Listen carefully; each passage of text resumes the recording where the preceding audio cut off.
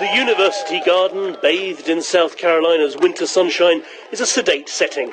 But the welcome for the 76-year-old Texas Congressman is excited and energetic. Liberty is his watchword, and here he's a star. Sounds like to me that the spirit of liberty is alive and well in Charlestown. Great. I always say that, in Washington, when I give a speech, I never get applause, so I'm always glad to get out of Washington. This simply isn't like most Republican rallies. I'm looking out over a sea of young faces. This is at the College of Charleston, so you might not be surprised. But it was the same last week in New Hampshire. Hardly anybody over 40 and a lot more tattoos and piercings. When a Republican rally looks more like Occupy Wall Street, you know something is going on. What is his appeal to this crowd? Well, first of all, he's just going to put it up to the people.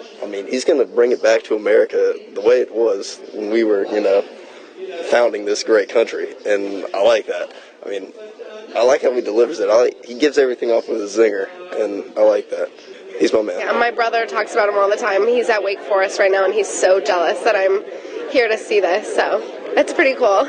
Professor of Political Science at the university, Kendra Stewart, says there's no doubt the students think this man, old enough to be their great-grandfather, is cool. Right now in the United States, there's a lot of disenchantment with government, which there always is at some level, but we're really seeing high levels of it, higher than almost any time since Watergate. And so his anti-government approach, his rhetoric about shrinking government, about going back, this very libertarian constitutional approach is very appealing, especially to young people who are now seeing things as just, a total mess in Washington. Ron Paul's not exactly a newcomer. This is his third attempt to get the presidency. But he's often been thought, well, frankly, a bit weird with his obsession with the gold standard and hatred of America's central bank, the Fed. But he means it when he talks about freedom. He'd legalise drugs, get rid of the Patriot Act, which allows surveillance, and bring American troops home from everywhere, not just Afghanistan and Iraq, but Japan, Korea, and Germany. That has real appeal. So, why is it that so many young people seem to like him, do you think? Because he straight up says, if we don't fix what's going on in the world right now, your generation is screwed.